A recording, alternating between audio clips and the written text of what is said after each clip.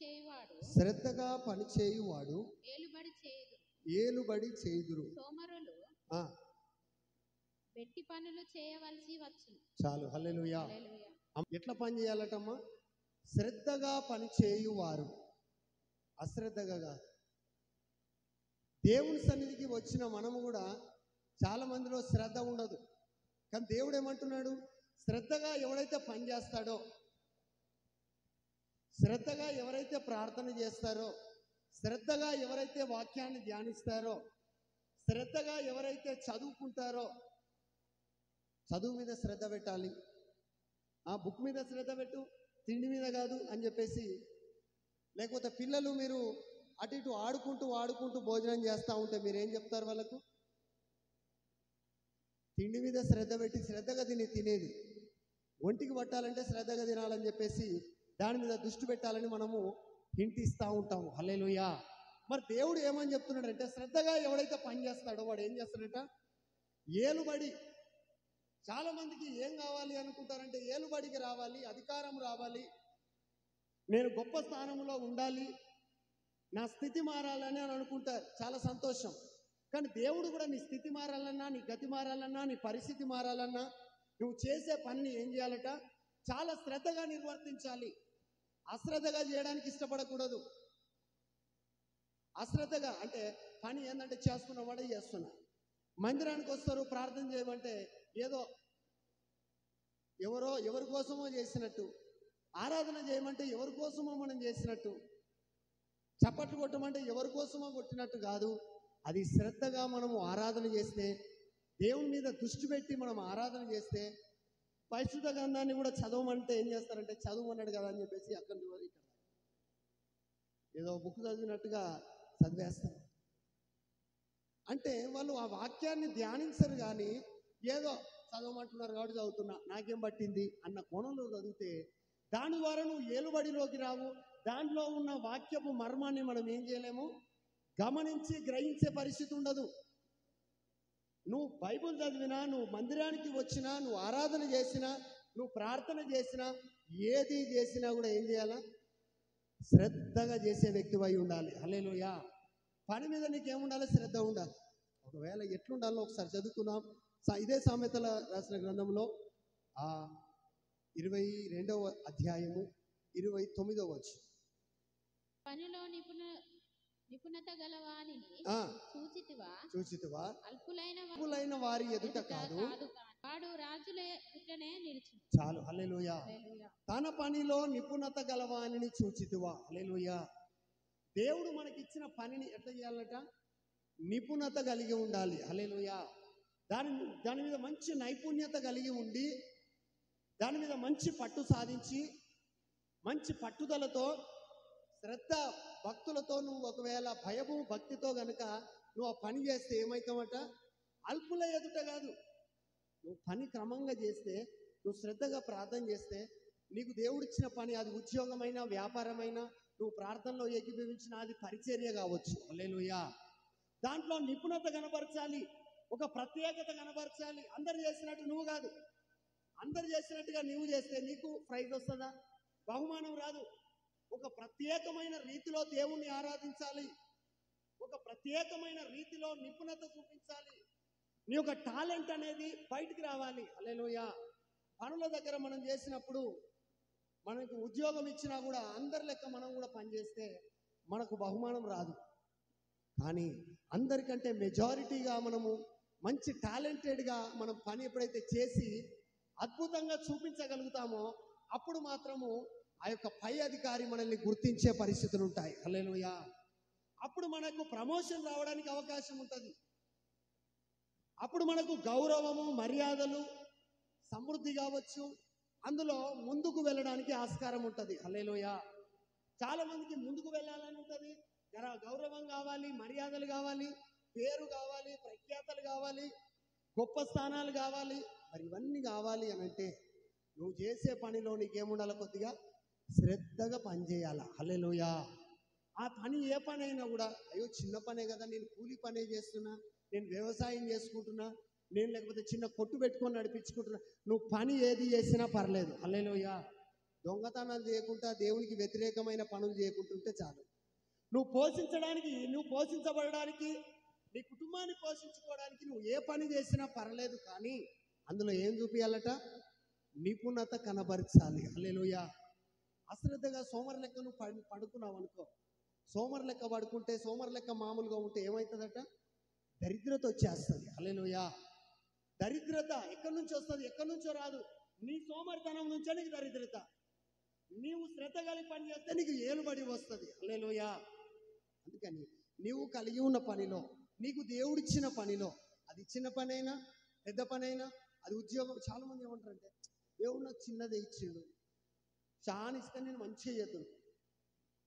మిక్కిలి కొంచెములో నమ్మకముగా ఉన్నవాడు ఎక్కువలోను ఏముంటాడట? నమ్మకంగా ఉంటాడు. హల్లెలూయా. ఫస్ట్ కొద్దిగా ఇస్తాడా దేవుడు? చాలా ఇస్తాడా?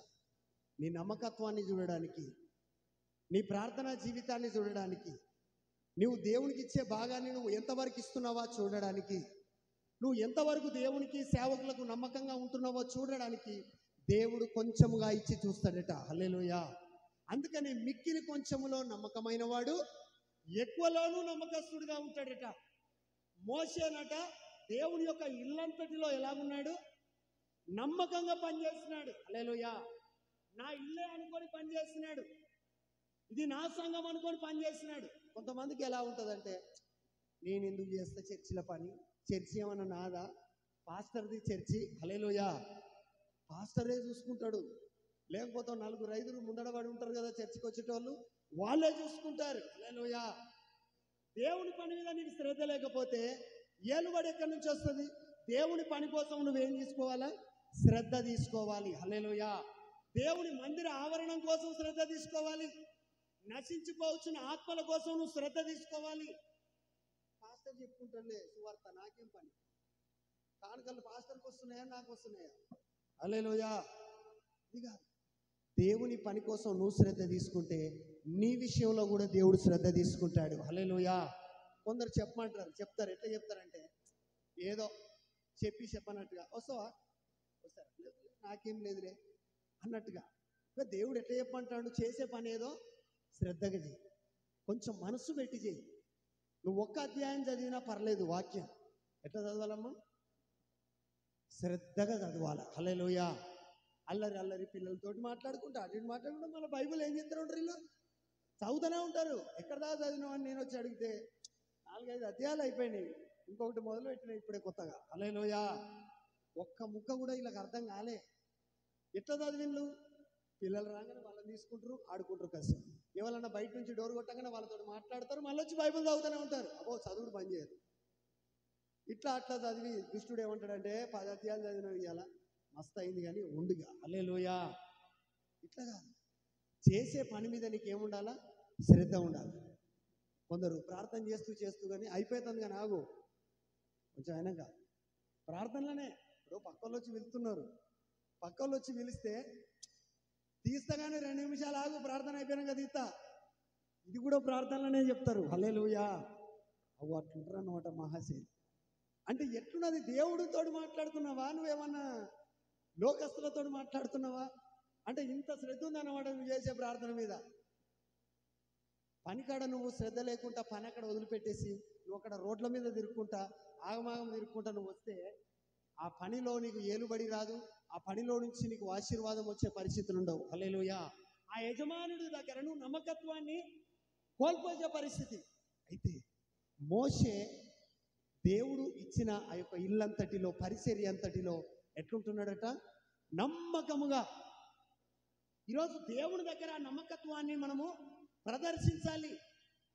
ఆ నమ్మకమైన వాడికే మెండైన దీవెనలు వస్తాయట. హల్లెలూయా.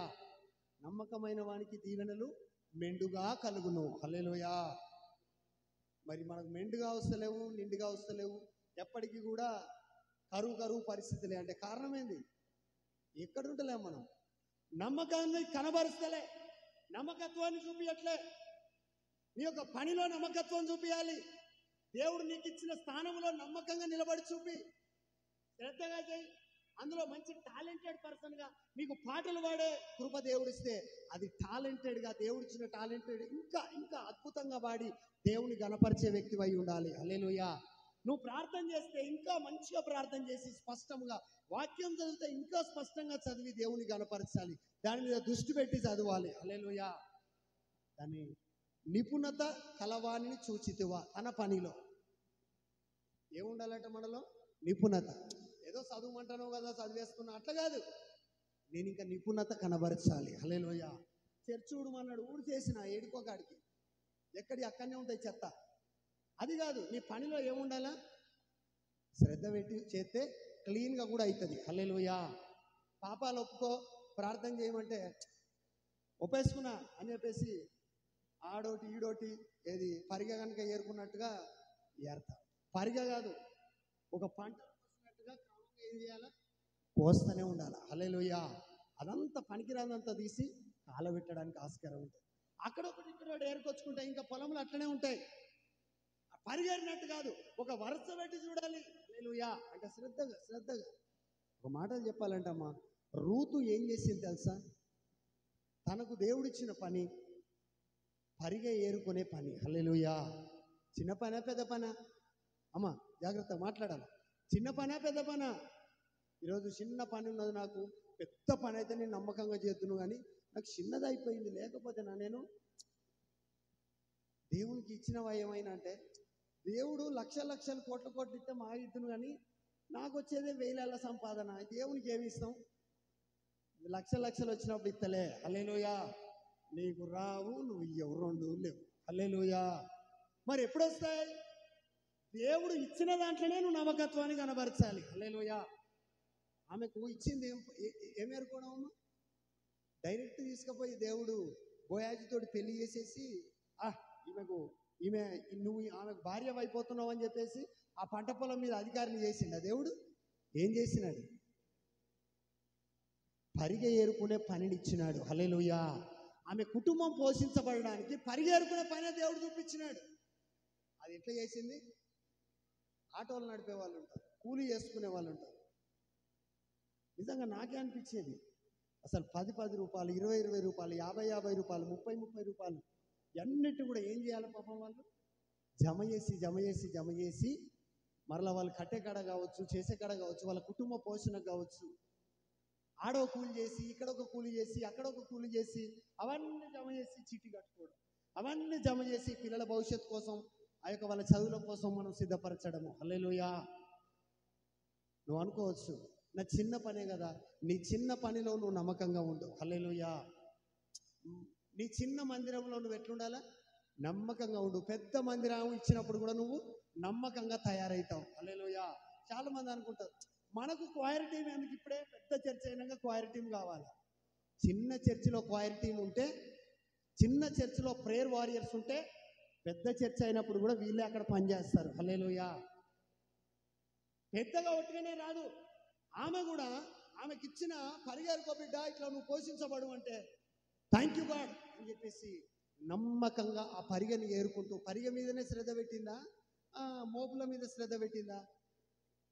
వాళ్ళు పనులు కట్టుకొని పోతున్నారమ్మా పంట పొలంలో. బోయాజు వల్ల పనికత్తలు, పని వాళ్ళందరూ. ఈమె వేటి మీద శ్రద్ధ పెట్టింది? కింద పడిపోయిన పరిగె మీద శ్రద్ధ పెట్టింది తప్ప ఆమె ఇష్టం ఉన్నట్టుగా ఆ మోపుల మీద శ్రద్ధ పెట్టలే. మనలకు మోపుల మీదకి వస్తుంది శ్రద్ధ. వేటి మీద? మోపుల మీద, పనుల మీద. గా పని నాకు ఇస్తే మంచిగా, ఆ ఇల్లు నాకు ఇస్తే మంచిగా, ఆమెను నేను పెళ్లి చేసుకుంటే అయిపోదు, ఈయనను నేను పెళ్లి చేసుకుంటే బాగా పెద్దవాడిని అయిపోదును కావచ్చు. హల్లెలూయా. ఆ తల్లిదండ్రుల ఇంట్లో నేనుంటే ఇంకెంత బాగుండేదో. ఇది కాదు, వాటి మీద కాదు శ్రద్ధ పెట్టేది. దేవుడు నిన్ను ఎక్కడ నిలబెట్టినాడో అక్కడ నువ్వు నమ్మకంగా నడుచుకోవాలి. దేవుడు నిన్ను ఏ సంఘములో నిలబెట్టినాడో ఆ సంఘములో, ఆ పొలములో నువ్వు శ్రద్ధగా పనిచేయి. రూతు వల్ల అత్త ఏమంటదంటే, అమ్మా నీకిచ్చిన నువ్వు ఏ పొలంలోనైతే ఈరోజు ఏరుకున్నావో పరిగే, ఆ పొలంలో నేను నమ్మకంగా ఉండు. హల్లెలూయా. నిలకడగా ఉండు. అక్కడి నుంచి కదలమాకు. నువ్వు అక్కడి నుంచి ఇంకొక చోటికి వెళ్ళకు. అంటే ఎందుకు ఆ మాట చెప్తున్నది తల్లి యొక్క అత్త స్థానంలో ఉన్న నయోమి? ఒకవేళ బయట వాళ్ళను చూసి ఆ పొలంలో ఈ పొలాలు చూసి అయ్యో ఆ పొలంలో వేరుకుంటా ఈ పొలంలో ఏరుకుంటా అని అనుకోకు. అట్లా ఉంటే మంచిగుండు నా బ్రతుకు, ఇట్లా ఉంటే మంచిగుండు అనుకోకు. నీకు కూడా మంచి దినములు దేవుడు అనుగ్రహించబోతున్నాడు. హల్లెలూయా. దేవుడి దగ్గర నీకోసం ప్రణాళిక కలిగి ఉన్నాడు. కానీ నీవు చేయాల్సిన పని ఏంటంటే నీకు ఇచ్చిన పనిలో నిపుణత గలవానిని. హల్లెలూయా. నైపుణ్యత ఎవరు చూస్తున్నారో తెలుసా?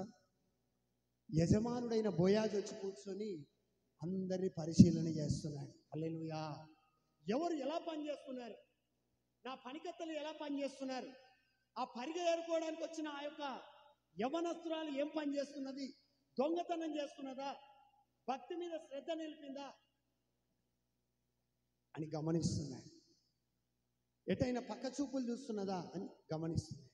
ఈరోజు మనందరినీ కూడా దేవుడు ఏం చేస్తున్నాడు తెలుసా? నిశ్చయముగా ఆయన గమనిస్తూ ఉన్నాడు. హల్లెలూయా. ఆయన గమనిస్తూ ఉన్నాడు. ఆయన చూపు లోకం అంతా కూడా ఏం చేస్తున్నది? సంచరిస్తున్నది, సంచారం చేస్తూ ఉన్నది. ప్రతి ఒక్క వ్యక్తిని కూడా దేవుడు ఏం చేస్తున్నాడు? ప్రత్యేకంగా గమనిస్తున్నాడు. బోయాజు పొలములో ఏరుకుంటున్న రూతును కూడా గమనిస్తున్నాడు. హైదరాబాద్ పట్టణంలో కూలీ చేసుకొని చిన్న చిన్న వ్యాపారాలు చేసుకొని చిన్న చిన్న పనులు చేసుకుంటున్న నిన్ను కూడా చూస్తున్నాడు. ఈ చిన్న మందిరములో ఆరాధిస్తూ ఘనపరుస్తూ సపోర్ట్ చేస్తూ ప్రభు వైపు నిలబడుతున్న నిన్ను కూడా దేవుడు చూస్తున్నాడు. హల్లెలూయా. రూతును చూసి వదిలిపెట్టలేదు. ఎందుకో తెలుసా? ఆమె పనిలో ఏం చూపించింది? నమ్మకత్వాన్ని కనబరిచింది. హల్లెలూయా. ఈరోజు నీకు కూడా దేవుడు పని ఇచ్చినాడు. మనందరికీ ప్రతి ఒక్కరికి పని వచ్చా రాదా? కనీసం మన కొందరికి ఉంటుంది ఏంటంటే బోళ్ళు తోముకోమన్నాను అన్నాం అనుకో, ఏడుకో కాడికి రుద్ది పారేస్తాడు.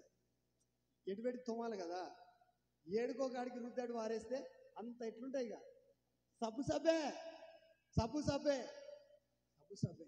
నిజంగా నేను ఒక మాట చెప్పిన, అసలు తోమిన దానికి ఫలితం కూడా రాదు. ఫలితం రాదు. ఆ 5 నిమిషాలు 10 నిమిషాలు చేసినావు, కానీ ఫలితం మాత్రం దానికి నీకు రాదు. నీకు ఏ పని చెప్పినా, ఒకవేళ చర్చ్ క్లీన్ చేయమన్నా లేకపోతే ఇంకో పని చెప్పినా ఏదో చేయాలి కాబట్టి చేయాలి కాదు. ఆ పనిలో ఒక ప్రత్యేకతను కనబరిచే వ్యక్తి అయి ఉండాలి. హల్లెలూయా. ఒక టాలెంటెడ్గా చేయాలి, ఒక ప్రత్యేకమైన రీతిలో చేయాలి. మనకు అనిపిస్తుంది అందరికంటే నేను ప్రత్యేకంగా ఉండాలి, నేను స్పెషల్గా ఉండాలి. అమ్మా నేను స్పెషల్గా ఉండాలి, నేను స్పెషల్గా దీవించబడాలి, నా షర్ట్ స్పెషల్గా ఉండాలి, నా పాయింట్ స్పెషల్గా ఉండాలి, నా డ్రెస్ స్పెషల్గా ఉండాలి. అసలు నేనే స్పెషల్ కావాలా? నువ్వు స్పెషల్ కావాలని బాగానే ఉంది, మరి దానికోసం ఏం చేయాలి? ఫస్ట్ నువ్వు సిద్ధపడవా? మరి దేవుని పనిలో కూడా నువ్వు శ్రద్ధ పెడితే దేవుడు కూడా నిన్ను స్పెషల్ కేటగిరీలోకి తీసుకొస్తాడు. హల్లెలూయా. ఒక ప్రత్యేకమైన రీతిలో దీవిస్తాడు. రూతు జీవితంలో ఏమాత్రము కూడా ఆమె పక్క చూపులు చూడలేదు. జస్ట్ దృష్టి అంతా ఎక్కడ పెట్టిందమ్మా? పని మీద పెట్టేసి. నువ్వు కూడా దృష్టి అంతా ఎక్కడ పెట్టాలా? దేవుని మీద, ప్రార్థన మీద, వాక్యం మీద, ఆయన సహవాసం మీద, ఆయన మందిరం మీద, పరలోక రాజ్యమును పొందుకునే విధానం మీద. హల్లెలూయా. అందుకే నీలోక ఆశలన్నీ మరిచేసి ఈ యొక్క దృష్టి అంతా దేవుని మీద పెట్టగలిగితే, ఆ నైపుణ్యతను నువ్వు కనబరచగలిగితే, ఆమె ఒక్క కాడ కూడా మిస్టేక్ లేకుండా పరిగె అంటే పరిగనే ఏరుతున్నది తప్ప ఎక్కడ కూడా మిస్టేక్ చేయలేదు. ఆ నమ్మకత్వాన్ని చూస్తున్న దేవుడు ఏమంటున్నాడు? బోయాజుతో వివాహం చేయడానికి సిద్ధపడ్డాడు. హల్లెలూయా. ఆ యజమానుడు ఇష్టపడ్డాడు. ఈరోజు నీ యజమానుడు దేవుడు కూడా నిన్ను ఆయన అంతఃపురంలో చేర్చాలన్నా, ఆయన ఇచ్చే ఆశీర్వాదం నీకు రావాలన్నా నీవు కూడా అట్లా ప్రత్యేకమైన జీవితాన్ని ఏం చేయాలా? కలిగి నమ్మకత్వాన్ని కనబరచాలి. హల్లెలూయా. కొద్దిగా ఇచ్చిండు దేవుడు, చాలా ఇస్తే చాలా నమ్మకంగా ఉందనంటే నేను ఒక మాట చెప్తా, ఆ కొద్దిగా ఇచ్చిన ఆ చిన్న పనిని కూడా నువ్వు ఎట్లా చేయాలి? శ్రద్ధగా, పద్ధతిగా, క్రమముగా, మర్యాదగా నువ్వు చేస్తే అది నీకు దీవెనకరంగా దేవుడు మారుస్తాడు. హల్లెలూయా.